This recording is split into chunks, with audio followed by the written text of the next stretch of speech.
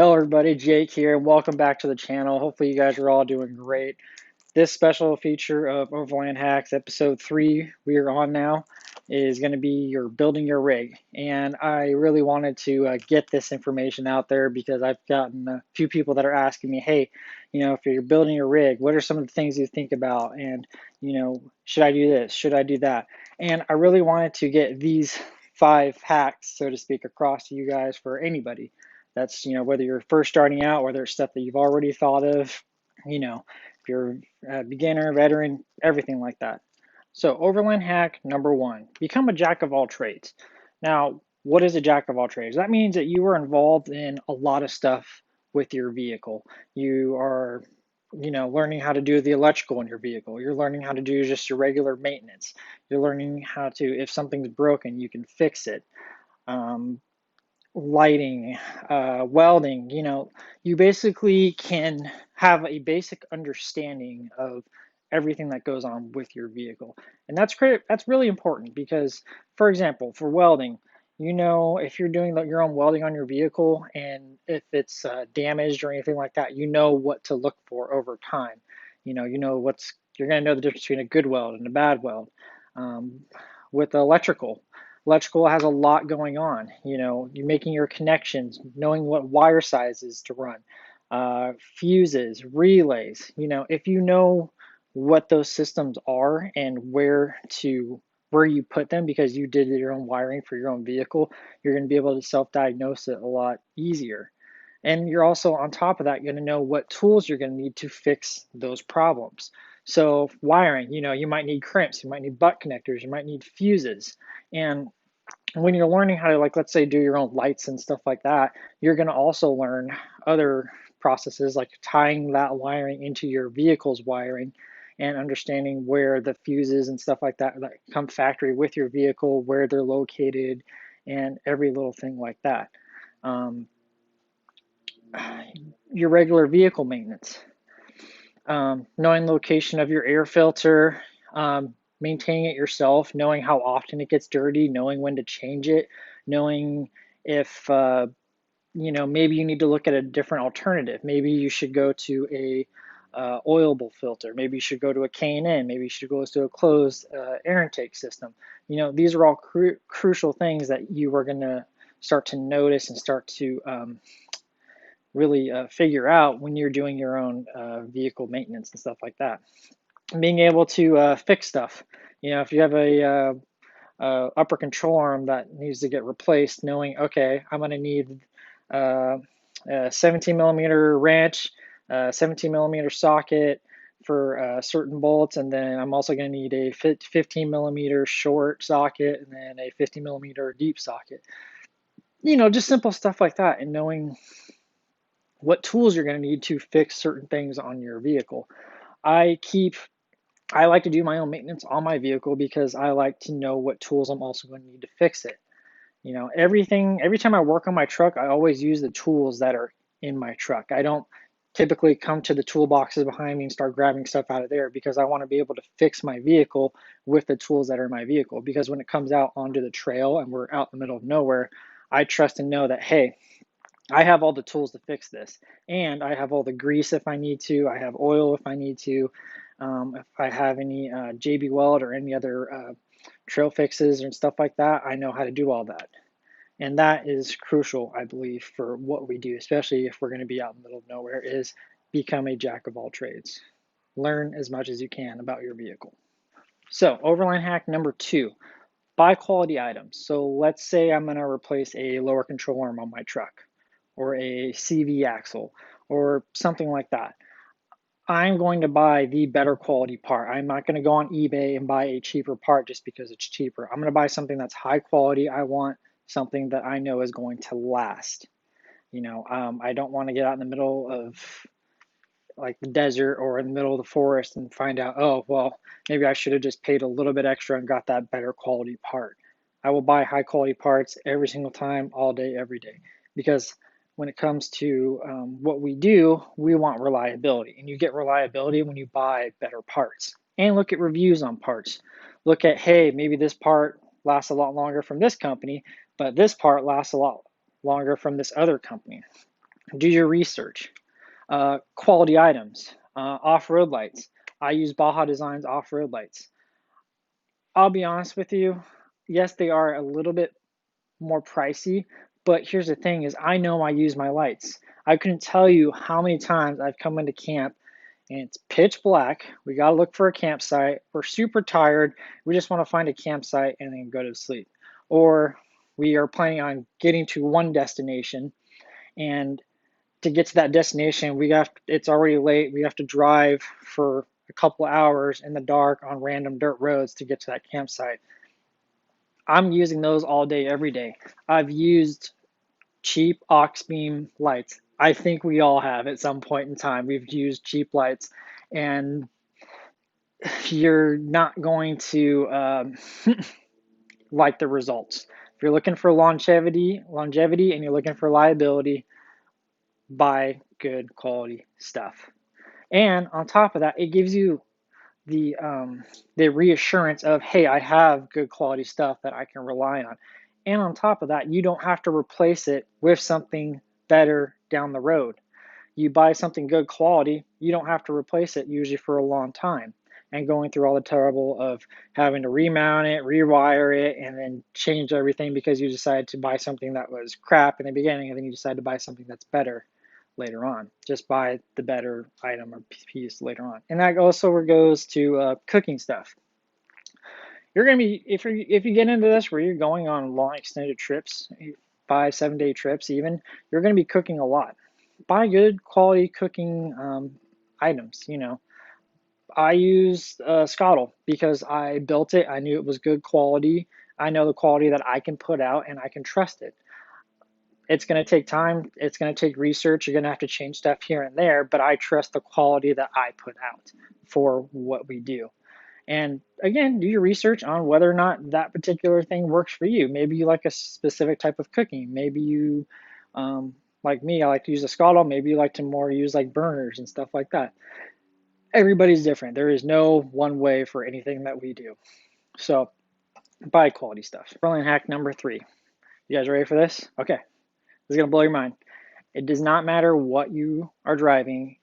What only matters is that you are out there exploring and having a good time. That's really what this all comes down to. If you think about it, up until recently, maybe one in, I'd even venture to say 10,000 people maybe get to see the countryside that we get to see and camp in and be a part of. And not only that, the community. The off-road community, once you start getting into this, is very, very small. We are very close. Okay. I cannot tell you how many times I go to different places and I always end up running into the same people and meeting other people through this. But the biggest thing I want to really emphasize here is have a good time. You're out in the middle of nowhere, enjoying the wilderness, enjoying the forest, desert, wherever you go. It's incredible. Even if I don't get paid to do this, I really don't, as of right now. Even if I did, I would still be doing it 110% all day, every day.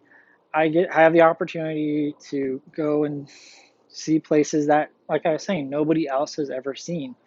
And every time I go out to go see these places, I always end up finding other places I want to go. I take a trip this way, I end up seeing places that I want to go see next time I go through that way. I take a trip this way, it's the same exact thing. And in a way, it's addicting because I keep finding more and more places that I want to go, different areas I want to go, and I enjoy it. I thoroughly enjoy it. I enjoy every minute of it. I've obviously almost tried to figure out how I could do it like full time, but with my job, I can't do it full time. So just remember why you're doing this. You were doing this, whatever reason. I like to think most people are doing this because they want to do something different, go out and explore and everything like that. But also remember that the wilderness is wild and be very prepared for it because stuff can come at you unexpectedly.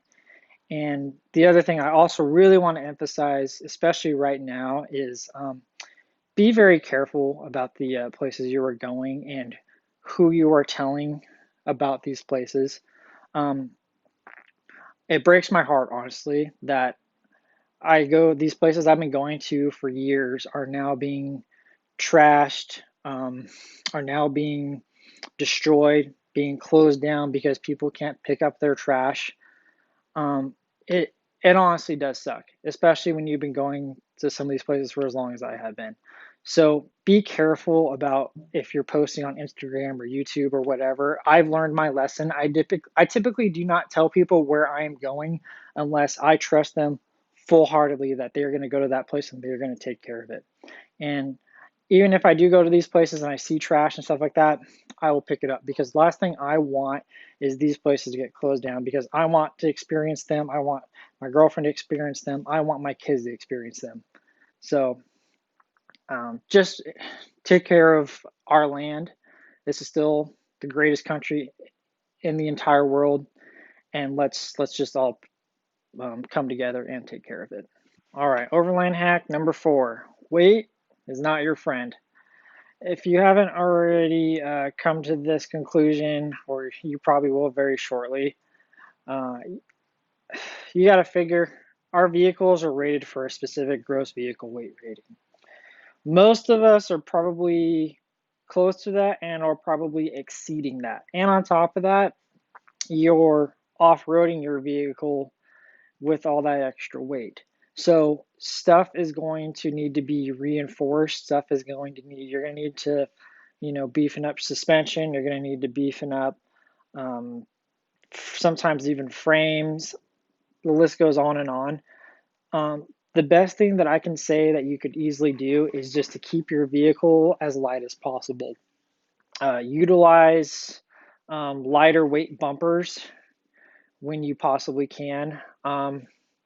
Don't go throw a 200, 300 pound bumper on the front of your vehicle with a 60-pound winch because you are just going to not only really affect your suspension and your steering and your shocks and everything else, but it's going to be a lot of extra weight that your vehicle has to push around. Um, and that comes to even just small little things. If you bring a lot of stuff right now, think about some of what stuff that you can maybe consolidate a little bit. There's one point in time where I used to carry every single tool that you could possibly imagine. I probably would have carried a welder at one point in time if I could figure it out.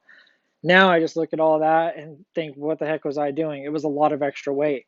Now I just carry stuff specifically to fix my vehicle and or other stuff. Like I've actually gone through and went through all my sockets. My truck's mostly metric. I took out all my standardized sockets. I used to carry a drill and an impact gun. I don't carry that anymore. I have impact sockets in my truck right now. I'm planning on hopefully in the near future getting standard sockets that are a lot lighter.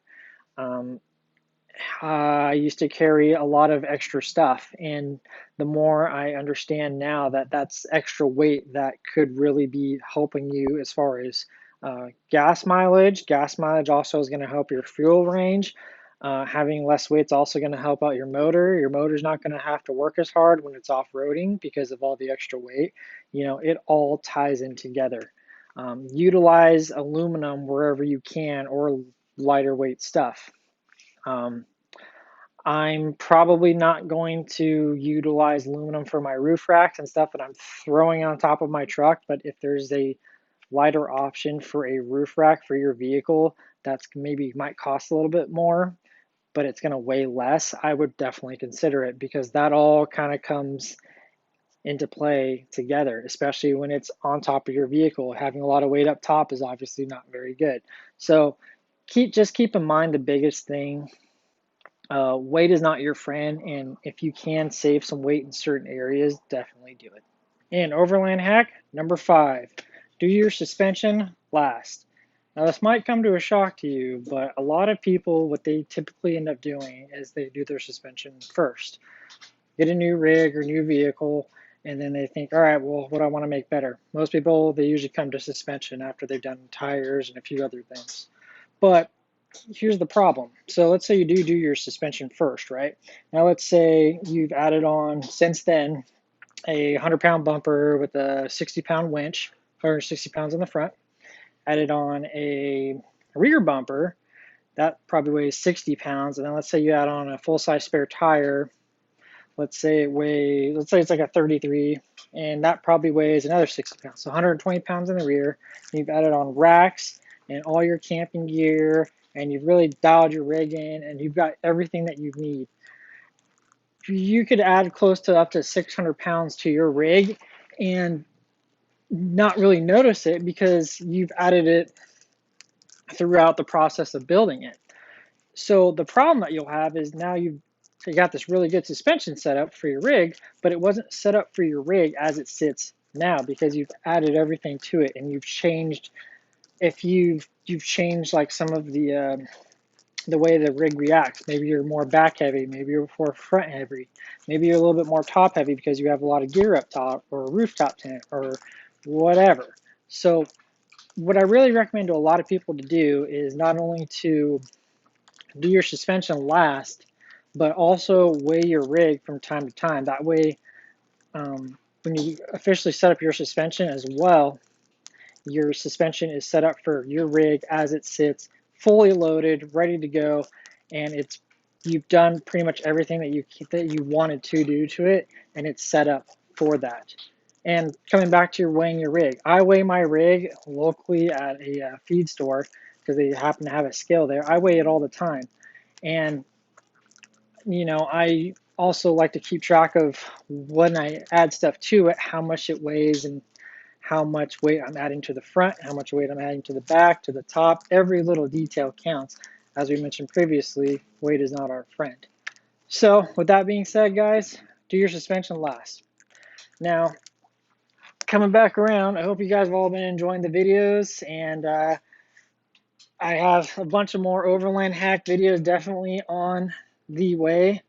I've gotten a lot of really good ideas, and I'm hoping you're enjoying the series, and it's just going to keep on growing and growing and growing, and I'm hoping I can get all this information out to you guys and have a good time with it. As always, please like, comment, subscribe. If you guys can, check out our Instagram with all of our pictures and stuff like that. If you're into photography and just some of the traveling and stuff that we do, please check it out. There's a link on the description below, and we will see you guys next time. Take care.